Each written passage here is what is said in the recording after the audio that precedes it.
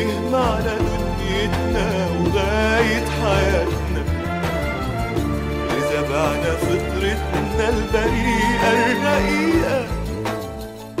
ازاي نبص لروحنا جوا مراياتنا إذا احنا عشنا هربانين من الحقيقة؟ قالوا زمان دنيا دنيا غرورة